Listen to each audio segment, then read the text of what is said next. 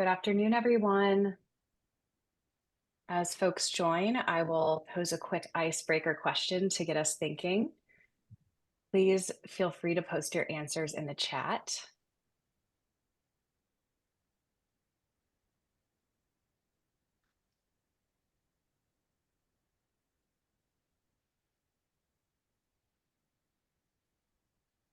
Agency, innovative, advocacy, energy, I like that one. Equity, risk-taking, impact, critical thinking, resilience. We have a lot of really great answers. Thank you all for sharing. Self-motivated, plurality, learning, passion, development, community. We're going to be talking about that today. Wonderful. Advocate, that's a great one. I love seeing these responses roll in. It really shows the range of experiences and emotions connected to student leadership. And that range is exactly why these conversations like we're having today are so important. Wonderful.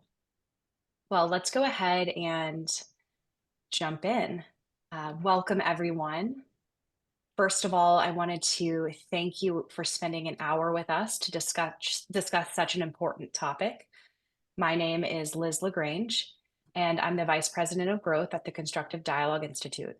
I'm honored to be moderating today's conversation on a topic that sits at the heart of so much of what makes campus life both vibrant and sometimes complex. Across campuses nationwide right now, we are witnessing the evolving complexity of discourse, where the imperative to uphold free expression increasingly intersects with the equally vital goal of fostering respectful learning environments. In many ways, student leaders really stand at the nexus of these tensions. They are tasked with navigating and often modeling how to hold space for disagreement without undermining belonging, and how to encourage robust dialogue without causing harm. Yet, despite the critical role that they play in shaping the fabric of our campus life, few student leaders typically receive formal training in the skills necessary to meet this moment. Equipping students to engage across lines of difference with empathy, intellectual humility, and curiosity can have a profound impact, creating ripple effects that strengthen the broader campus culture. At the Constructive Dialogue Institute, we believe that providing student leaders with these skills is essential. And today, you're going to hear from leaders at the City University of New York and Miami University who have taken bold steps as our partners and outside of our partnership to support their student leaders through dialogue initiatives. They'll share what they've learned, including practical strategies, real-world challenges, and the kinds of impact that they've seen in their campus communities. We'll also introduce you to two of CDI's new trainings designed specifically to empower student leaders. We are so grateful you're here for this timely conversation. Let's jump into a quick overview about who we are at CDI.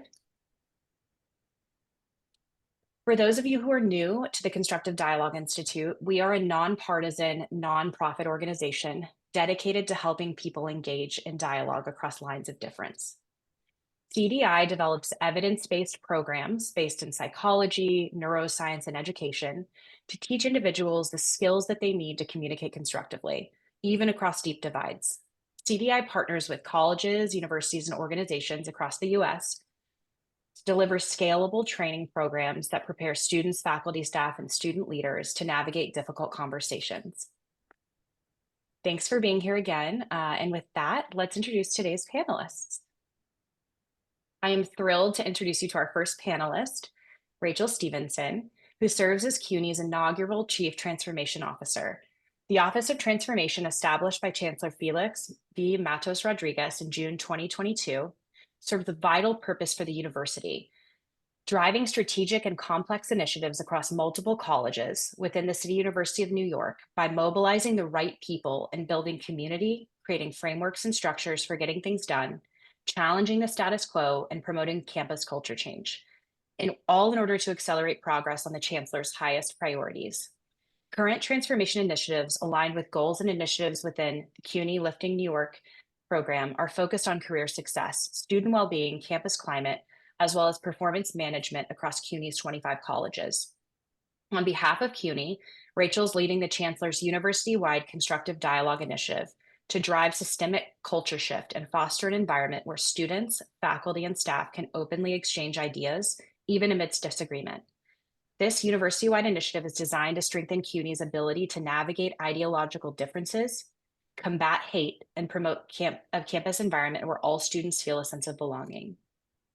Next, I'm pleased to introduce Christina Alcalde, who serves as the Vice President for Transformational and Inclusive Excellence at Miami University of Ohio.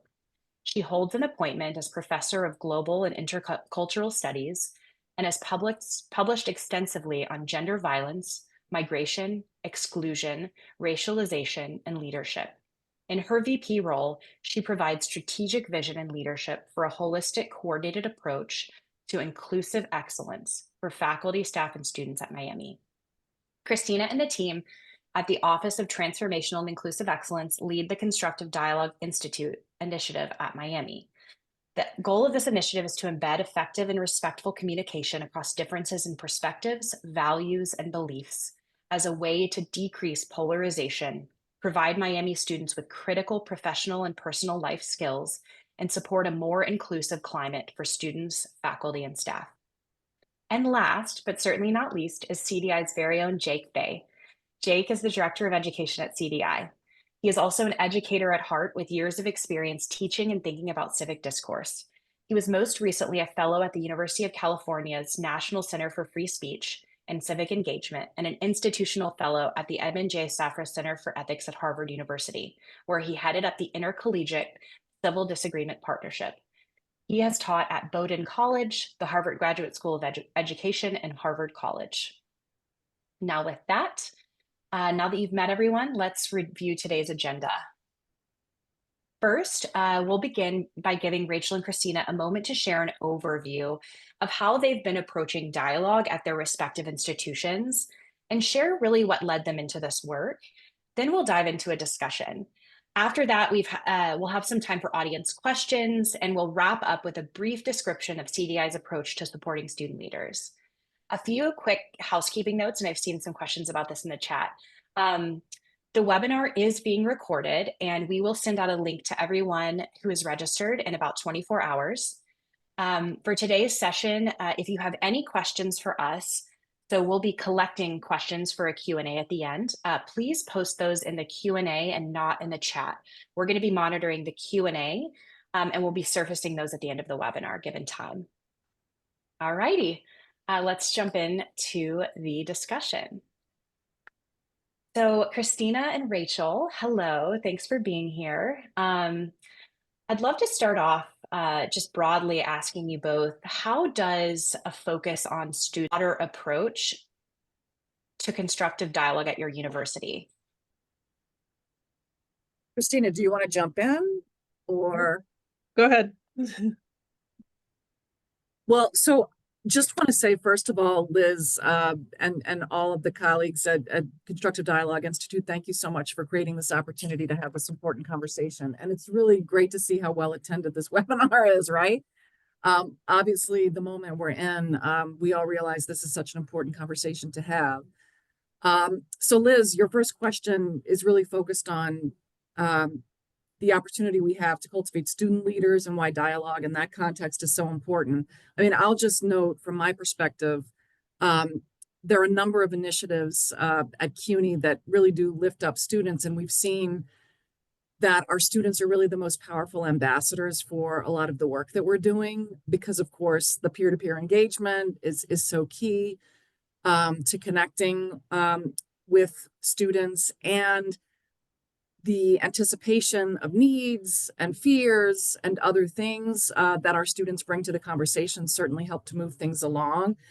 I have a couple of examples that might come up later as we talk more specifically about the work, but I just want to say that, you know, I feel like students are so well positioned to be front and center when it comes to moving some of these important conversations forward, just because of the fact that they are very real human beings who are able to have very real conversations with their peers.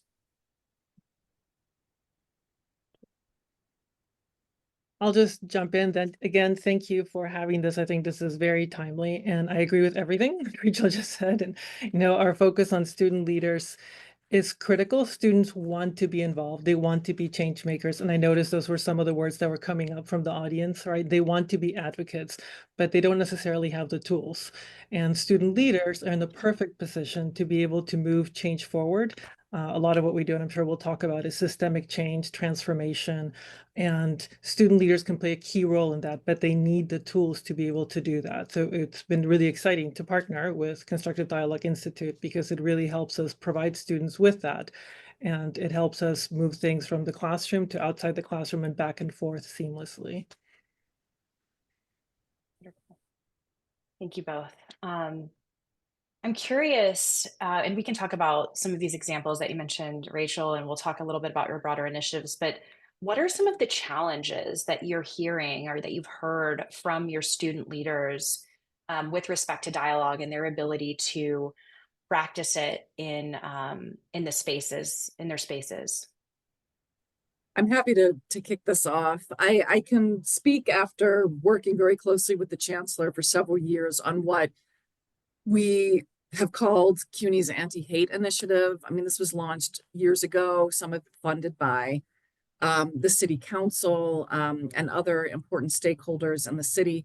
We started this effort, and by the way, I should note that the City University of New York is the largest public university system in the country, and we have 25 colleges that make up the system in the 5 boroughs of New York City, serving over 200,000 degree-seeking students a year.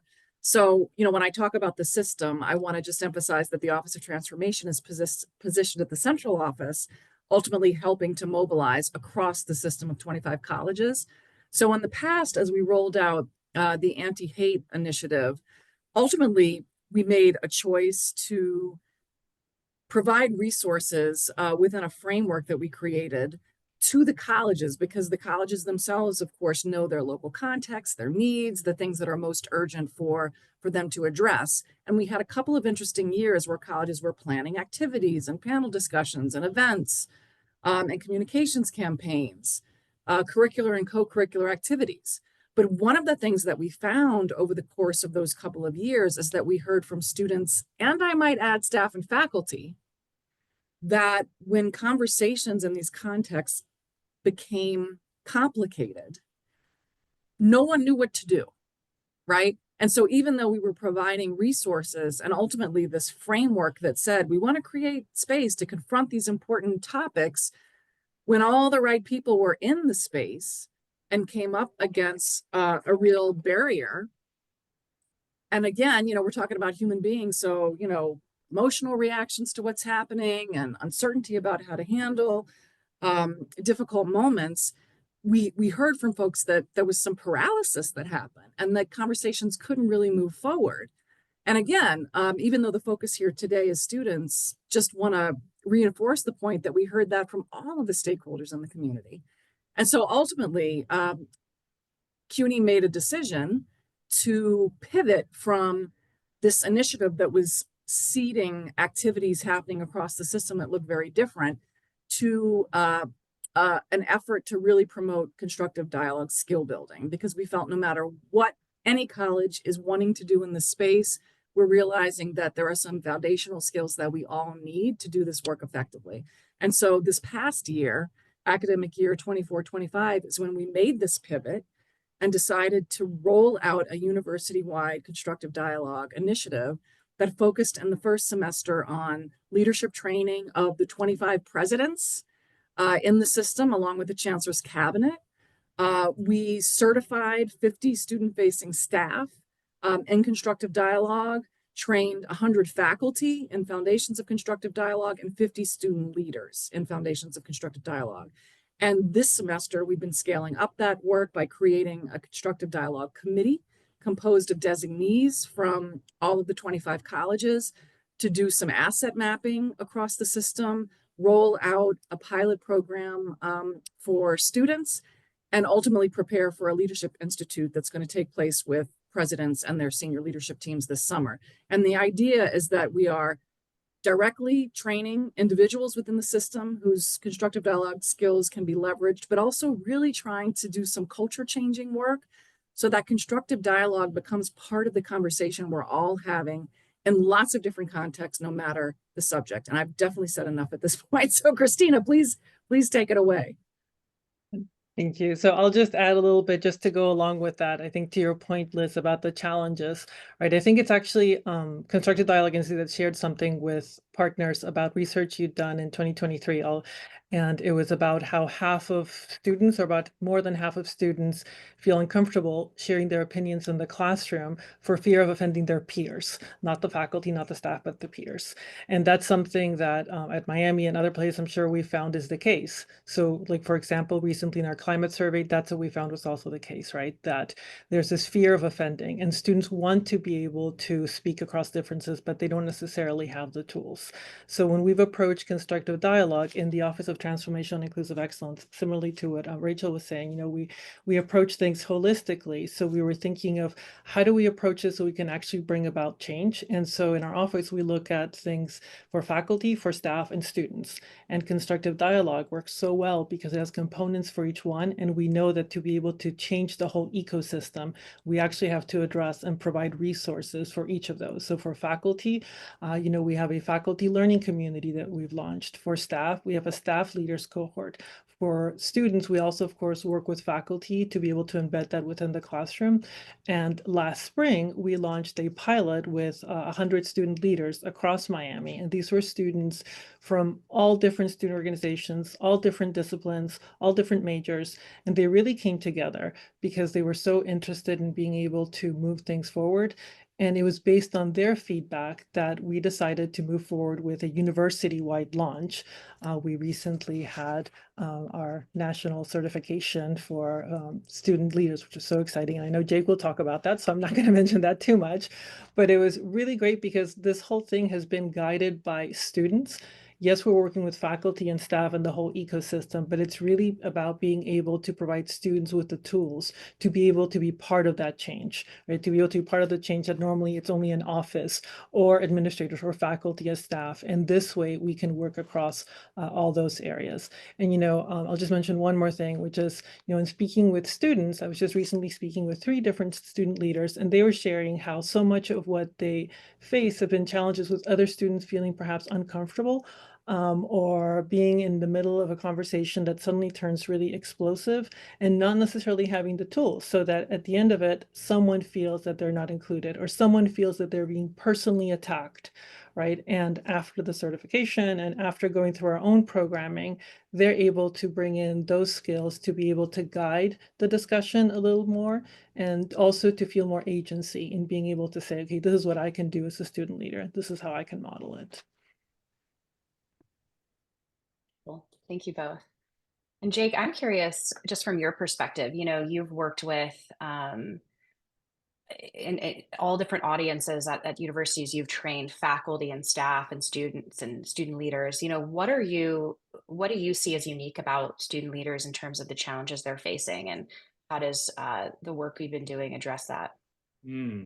Yeah, I often find myself with thinking about students as the meme of the old man yelling at clouds, right? Like we oftentimes I worry that we're like telling them, hey, you got to be having these conversations with people that think differently than you. It's really important that you do that. And here's all the reasons why. And they're like, why? This is really hard. It's uncomfortable. I don't know how to do it necessarily.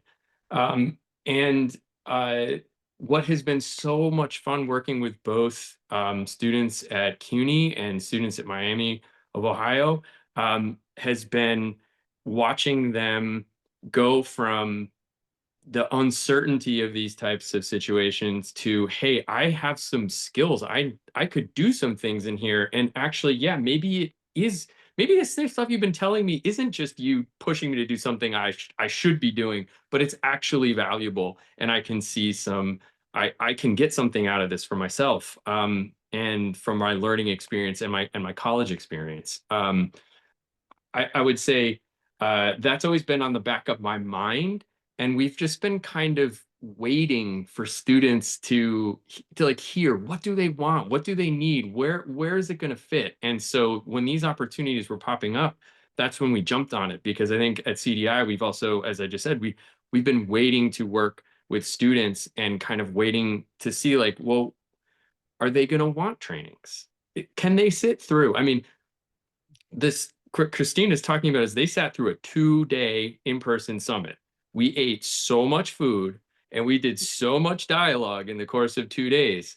But you know, where they started to where they were at the end, like I left exhausted and thrilled.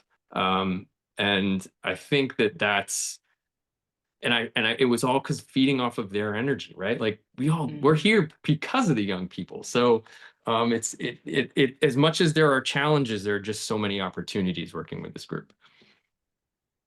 That mirrors a lot of the words and phrases folks were sharing in the chat about what comes to mind when they think of student leaders: energizing, opportunity, advocacy. So it's exciting, I think. Thanks for sharing, Jake. You know, and Rachel, CUNY is a massive system, as you mentioned, the largest. And I appreciated how you shared how you were able to guide this new approach from more of a campus by campus approach to a more holistic approach at the system level. And I speak with a lot of institutions on a daily and weekly basis who are just trying to figure out like how to get started. They may understand that their campus or campuses that they manage are doing a lot of different things, and they're just really not sure where to start. Um, what advice, Rachel, do you have for the audience and Christina? You know, how do you get this work started?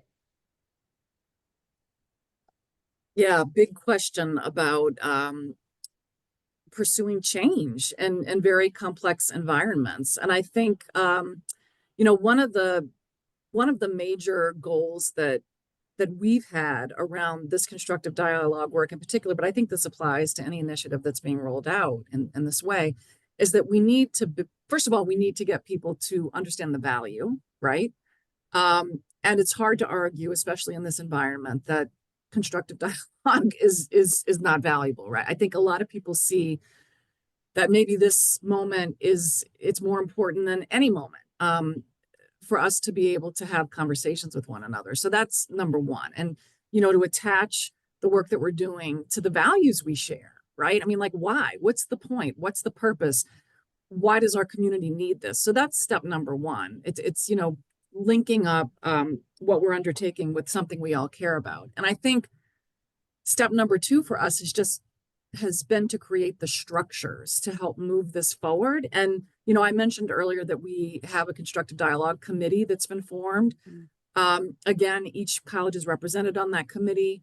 Presidents have designated people to help drive the work. And basically, you know, this is a university-wide entity that's really thinking very specifically about how to implement the components of the program that we've landed on, but they have to tailor implementation to their specific environments. So this is a way for us to balance the fact that this is a university-wide initiative. We all want to build a shared language around this, and we have shared expectations around the work. At the same time, this can never be a top-down effort, right? And so our point people are helping to ground us in the very specific needs, desires, hopes of their specific campus communities. And so that's, you know, that structure is really key for us as we articulate milestones, which, by the way, are extremely aggressive. And, you know, that can be hard in an environment that's highly demanding of everyone's time, talent, and energy. So I would say, you know, in terms of advice, the two big things is really finding the piece of the work that is mission driven, mission connected, so that people ultimately embrace the opportunity in a very high demand situation, right? We realize it's worth all of the effort we're putting in because the work matters. And then ultimately creating the structures that are going to enable people to work together and actually advance the milestones that we've articulated. I'll jump in just, I think, very similarly, it's really about, I love what you said, Rachel, about the point people. So definitely, and customizing everything. So there's no one size fits all, right? And I think I mentioned earlier, we, for example, launched a faculty learning community. Faculty know what they need, right? But we can provide resources so they can shape them in the way that works best for them. And we can provide the support. Similarly with staff leaders across the university. So through those, we want to make sure that we have buy-in and also any changes that are needed from those that are really doing the work. And so the work that's being done speaks to those needs. I would also say that it's about positive change, right? We're framing this as this is the way to bring about positive change. We can all talk about polarization, but how do we address it? So this is actually about having the tools to be able to address that. I would also add, we found some very specific things like putting it together and complementing it so that people understand it's about career readiness as well. Yes, it's about a better society, of course. What do we mean by that? We also mean that it helps you work with folks who are very different from you on teams, in labs, in whatever career you have. It helps with all these things. And so we focus on the 5 different career readiness competencies, and we talk about how that helps because that's also a way to get folks interested. Connected to that, I would say one thing that's worked is also thinking about badges and certificates. So we've offered those because yes, these skills are great, but students also want to be able to show them, right? And show something on their CV, be able to talk about something concrete. So being able to understand what students need at different times and how they can show off those skills is great. So I think those are some of the things that we think have really worked, along with the focus on, credentialing. And I would say just also the focus on this is both for in the classroom and outside the classroom.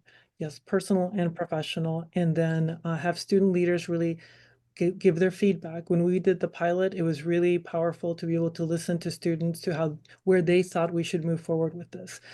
And same thing with the certification we just did with Jake. Also, students telling us how they think it worked out, where they want to, how they want to take this to their organizations, what they want to do next. And I'll share, for example, tonight we have the Janus Forum, which is what we have each year, and it's really an opportunity for folks to come and speak about opposing views. So this year, for example, we have the topic is Trump's first 100 days, right? And so after that, we have student leaders who are now certified facilitators who are offering to be able to continue the conversation for students who are interested and are going to be able to use some of those skills. So rather than listening to the speakers at this forum, which will be fascinating and wonderful, but then there's an opportunity to continue the conversation, right? And to be able to process and to understand why folks might have different perspectives and to really be able to have tools to be able to actively listen and not only react, but listen and think, okay, I don't agree with you, and I can still listen to you, right? And we can still understand each other. Yeah, can I just jump in here too? Because I also want to emphasize the part of especially Miami, Ohio's story here about buy-in, right?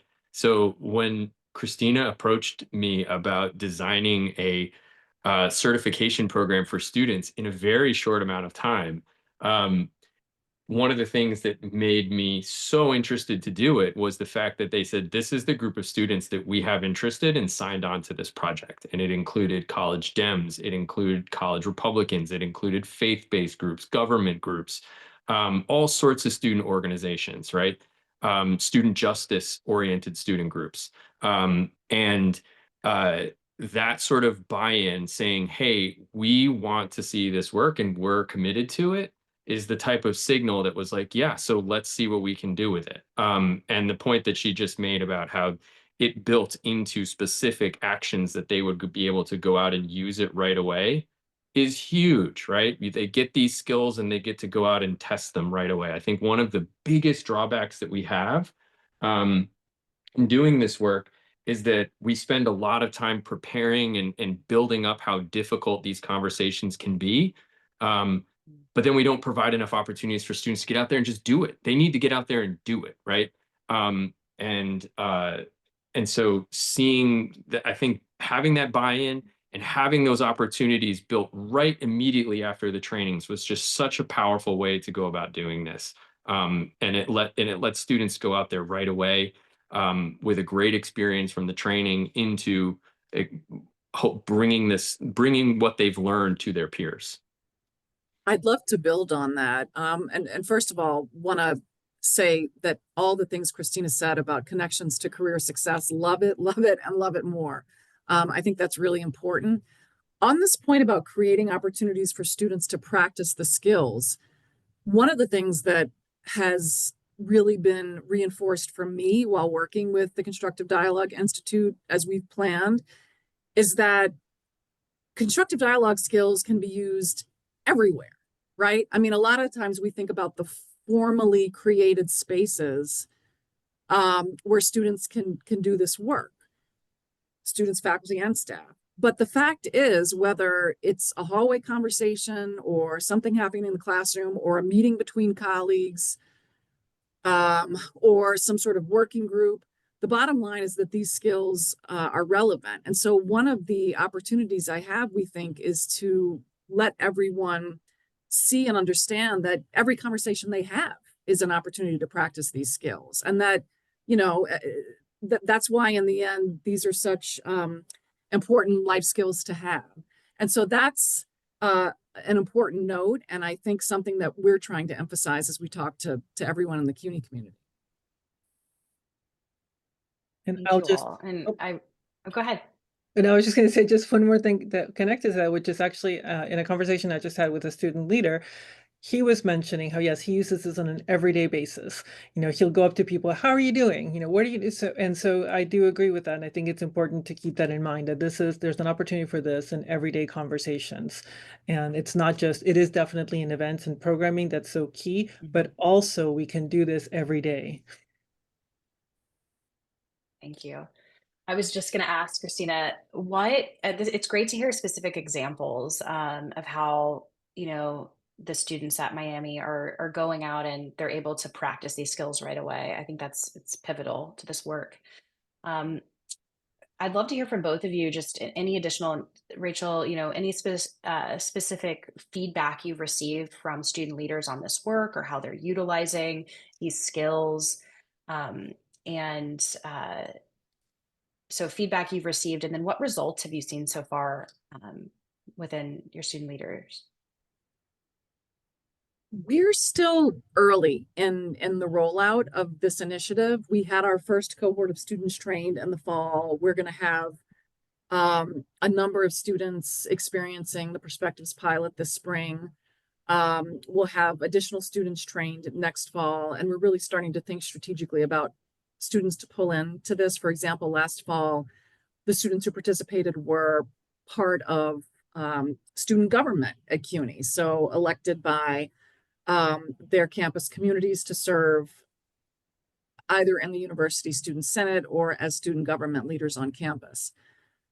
So, you know, I'm thinking about when you talk about impact, and again, we're still sort of in early stages and want to see all this play out. But I mean, one of the things that I'm fantasizing about is the fact that, you know, we have a student leader who is a trustee of the university, right? One of the responsibilities of our student leader, who is elected by the entire university, is to sit with the board as a member of the board and have conversations.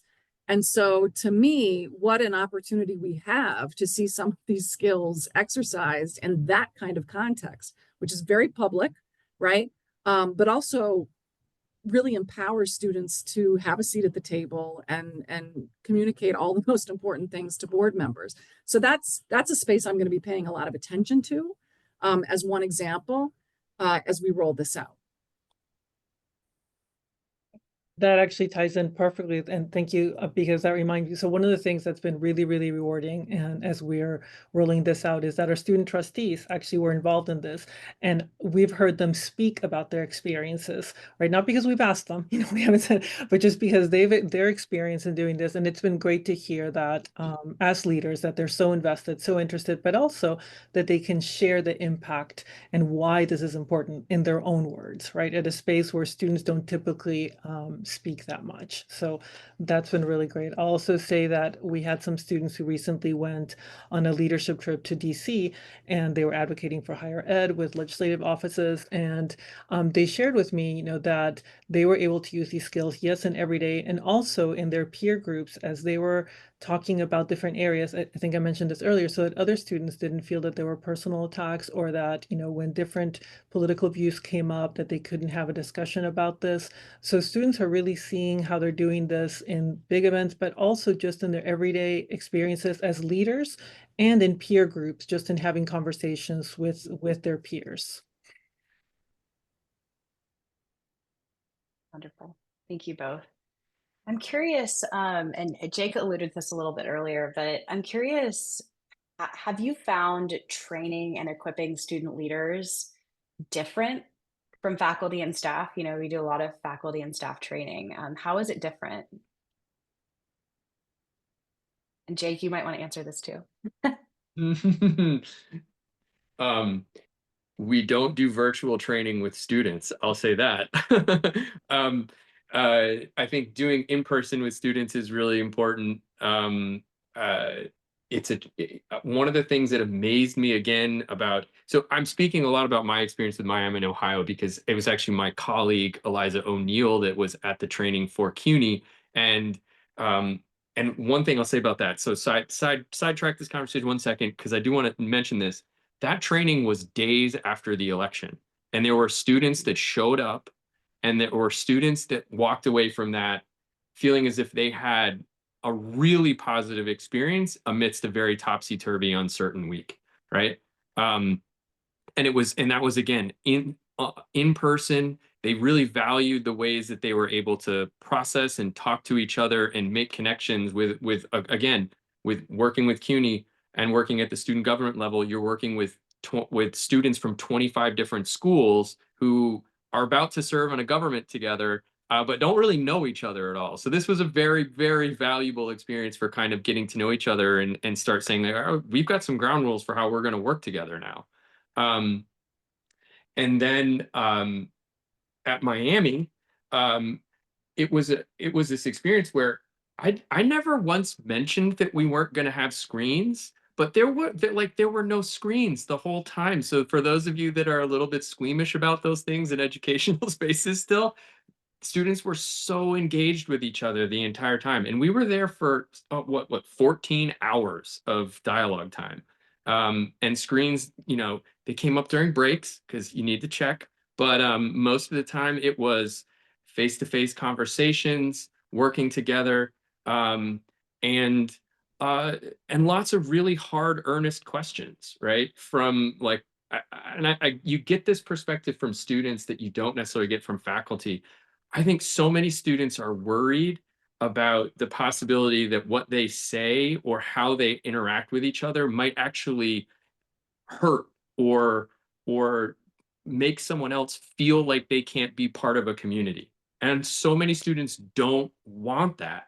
And so their motivation and sometimes feels a little bit different from faculty when we're thinking of, or staff, when we're thinking about how are we creating learning spaces for our students? How are we creating valuable, like robust campus life experiences for people that are growing into their adult selves? It's different from that perspective, and so it's really kind of interesting. And I haven't had a whole lot of chance to think about it and totally put my finger on it, but that's something that stands out to me about why students are motivated and something that they bring to these conversations.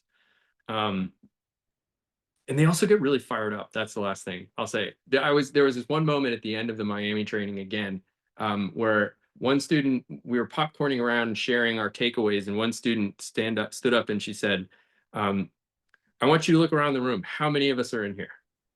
And she says, how many students are on this campus? We are a drop in the water. So my challenge is what are we all going to do to go out and make this bigger? And I was just like, I was going to be one of my closing lines, but I don't even need, like, you just took it, and it's great because then it came from them. And so I think that that's the type of people, again, shared agency, empowerment. That came out of that moment, right? And that training and that sense that like we could bring this, and this is a challenge that we all kind of have to work together. And they looked at each other around the room as like 30 allies in the room rather than 30 people from very different groups. So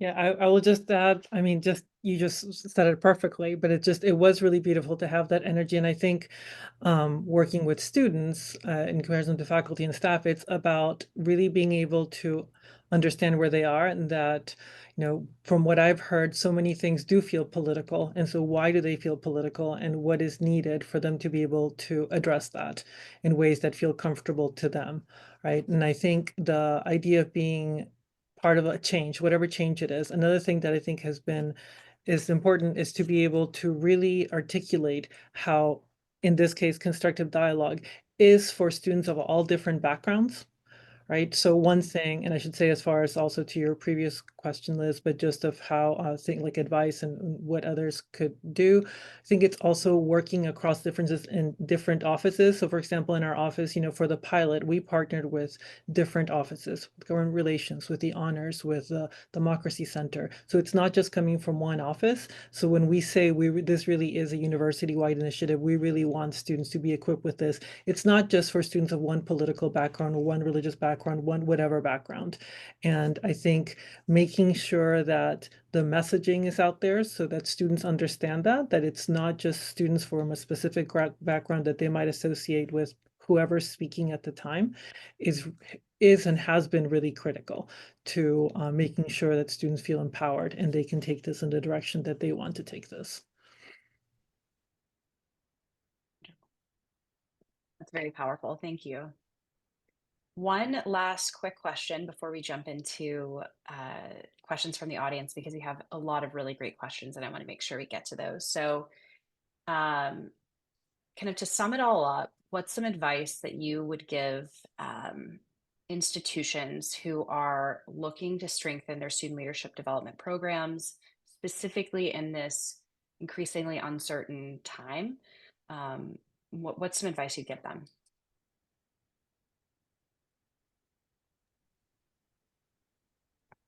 I think, we've talked a lot today about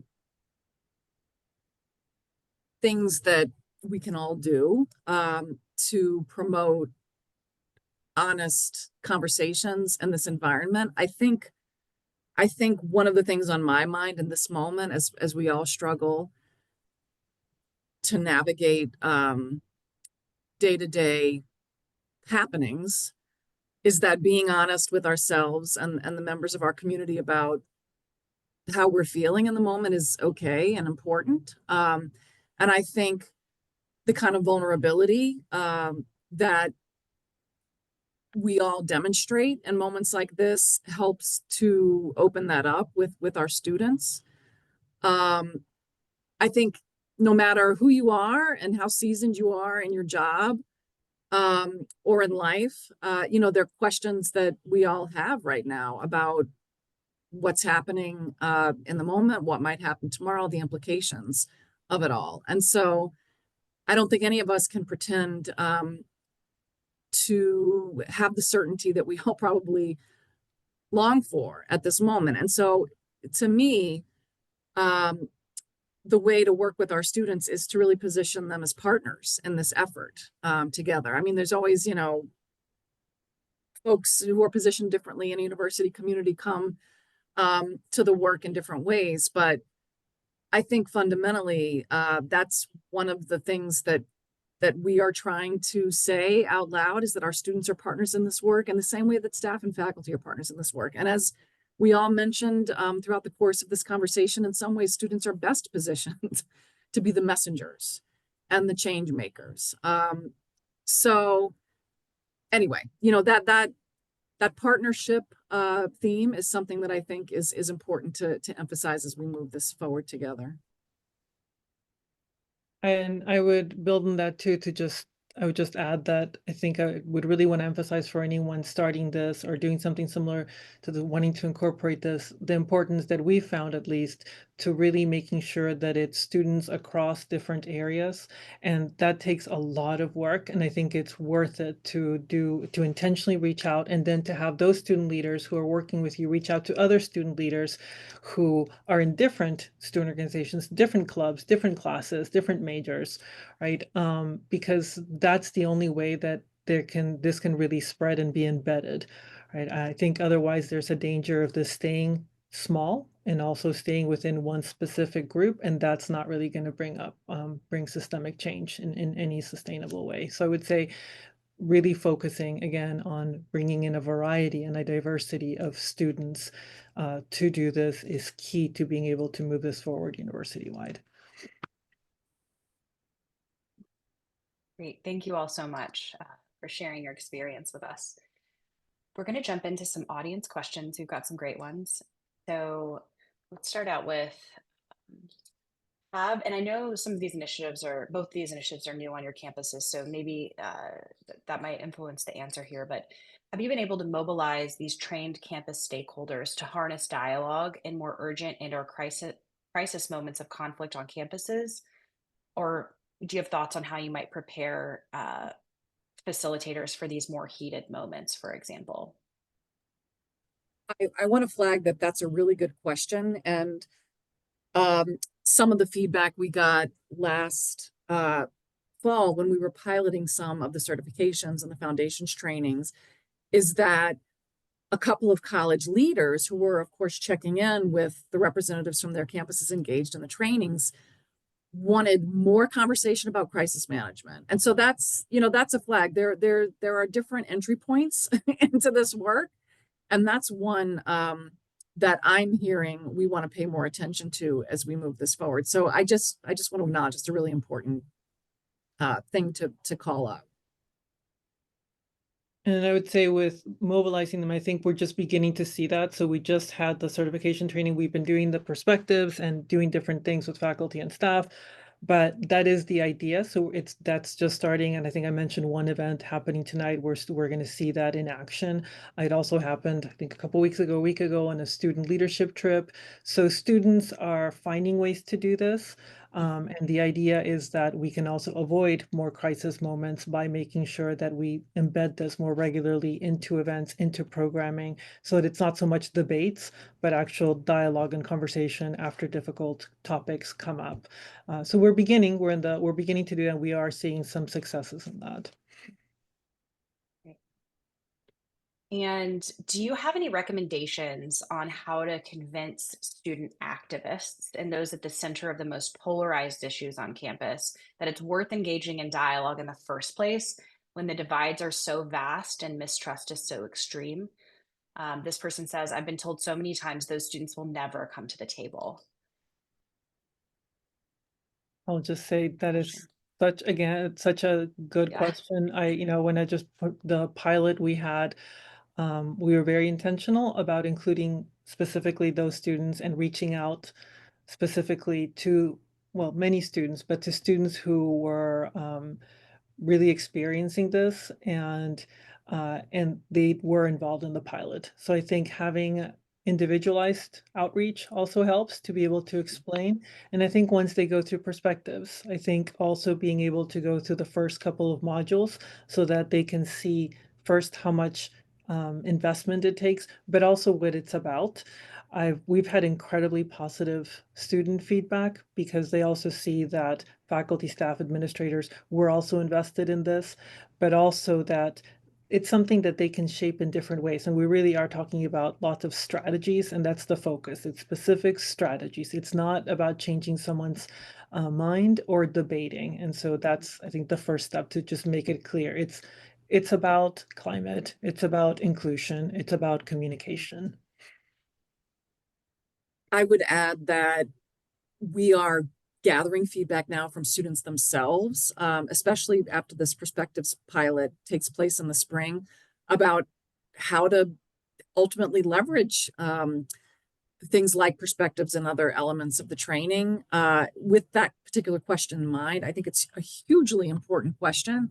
One thing that I'll add, and I remember this from the leadership training that Jake and Mylene, another colleague from CDI, ran last fall with the college leaders. One of the things we're aiming for, and this is very aspirational, especially in a vast system, but one of the things we're aiming for is the kind of familiarity with these tools and strategies, fluency with the language we use to describe this, so that it's not about getting a particular student to a particular table, but every table is where this is happening. And it's hard to escape, um, you know, the kinds of conversations that we're trying to promote. And again, very, very aspirational, but I think that's one of the things that we are talking about when we are bringing senior leadership teams into the conversation to say, how can you embed constructive dialogue in all the places across your campuses so that no matter where a student, faculty, or staff member might be, these are expectations we all have about, functioning as a member of this community. Long-term goal, but, something to aim for, that every table is a table where these conversations are happening. No, just quickly add that one way that also has worked that might be useful for folks to know is also just, I don't think this has come up yet, but using the numbers, the data. So, with the pilot, we specifically wanted to know from pre and post surveys, the change in dichotomous thinking and effective polarization. So that's incredibly powerful also for student activists, for them to be able to see that this is a tool. And so this helps because it's not about they change their mind. It's just that they have better understanding. Right. So I think being able to share, and I know CDI does the analytics reports. So I think those are really critical to keep in mind as we're, moving forward with evidence-based approaches to be able to say, here's the evidence. And I think that works for all populations.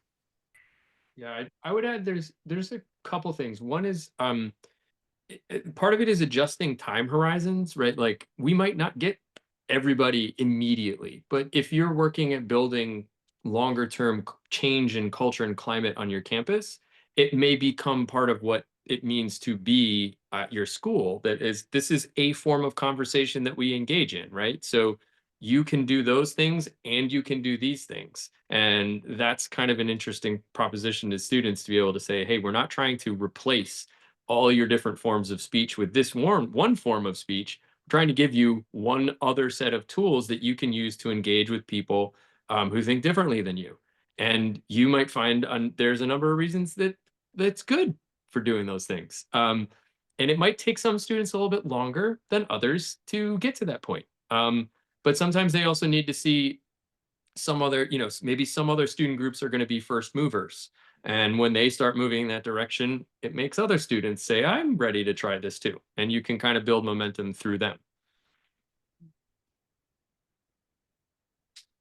Right. We have one last question, and apologies if we didn't get to your questions, but we have limited time. So last but certainly not least difficult, where have you had to compromise, shift, and or take extra precaution in preparing students for this work in order to navigate policies that threaten international student visas, university funding, around et cetera, around DEI and other targeted areas? This is a loaded question. It's a big one, but it's a question that I think is important to talk through as we're having conversations with institutions every day. We hear that these concerns are causing them to not really know what to do. So how have you had to navigate that? I mean, I think Christina said it very well earlier when she noted that what students are learning is not about changing minds. It's not about taking a particular position. It's about how to have a conversation. And so a lot of the concerns that are absolutely understandably being flagged here, I feel like this work is work that applies no matter what context you're in, what position you hold, what opinion you have. And so in that way, we can see it as strategies that make sense no matter the political context we're in. And so the neutrality of that space, I think, is something I've been embracing in this moment. And I would say too, as we're dealing with more and more things students are facing all around them, and many of the things that were mentioned in the question, I think it's the ability to simply be able to acknowledge them. Sometimes it's so heavy to try to be able to acknowledge dealing with all these very difficult things. And I think being able to communicate about them is the first step. where we have to compromise. It's a much larger question, so I wouldn't want to start getting into it now because it's a much larger question. But I think just for the purposes of constructive dialogue, I think it does allow us to begin to speak about some of these areas that might otherwise people might feel too uncomfortable or too triggered or too polarized about, and not want to at least acknowledge that these are issues that we do need to address. Well, thank you all so much for sharing your experiences and answering questions, and thank you, audience, for being here. One of the things that I've seen in the chat as well in the Q&A is just to give some more specific examples of what this work looks like. And so I'm going to turn it over to Jake to talk a little bit more about what these two trainings entail, and then I'll wrap it up. All right. Thanks, Liz. So uh, the first one, there's two trainings that we've kind of been in the background of all this conversation. The first is Foundations in Constructive Dialogue for Student Leaders. This is what we refer to as Constructive Dialogue 101, right? It's an interactive half-day workshop that equips student leaders with foundational skills and mindsets of constructive dialogue. Participants will learn out-of-the-box strategies to proactively create a culture of trust amongst their peers, techniques to support their peers engaging across differences, and tactics to navigate conflict in tense moments.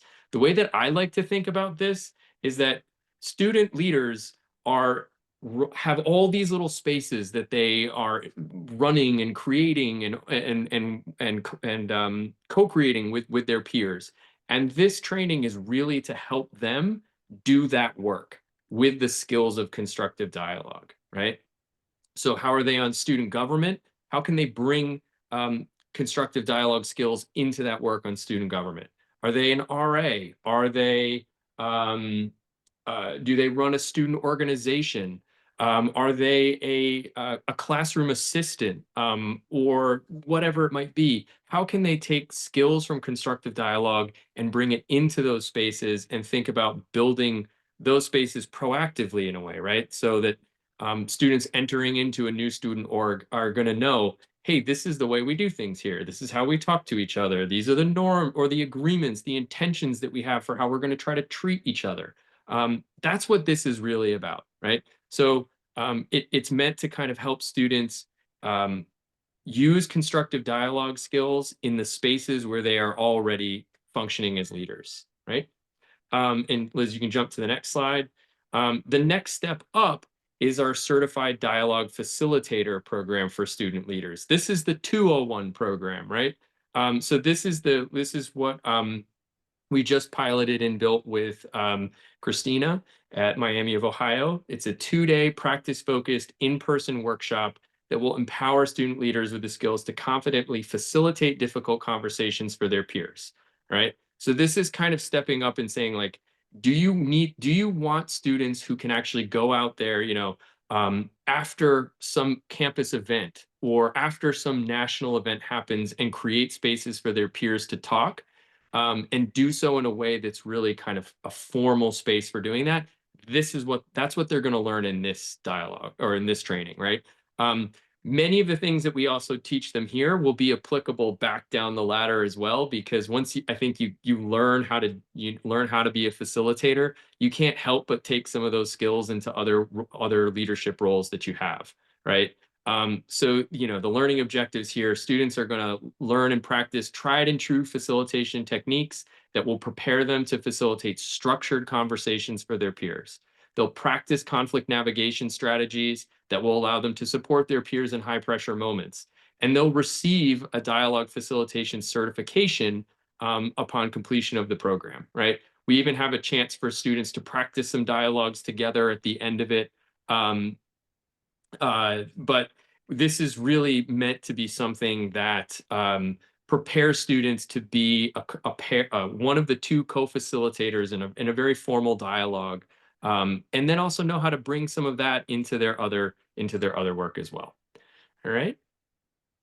Great. Well, thank you all so much for being here. That wraps up today's session. Please join me in thanking our panelists for their time and expertise. To close things out, please feel empowered to reach out to growth@constructivedialogue.org to learn more about how we support campuses like CUNY and like Miami University, and just to have a conversation around what we're seeing. We'd love to chat. We also have another webinar coming up on April 24th that we invite you to join on building a culture of constructive dialogue. This will be covering our forthcoming research report. We'll send you the webinar recording shortly, and we hope you have a wonderful rest of your day and week. Thanks for being here.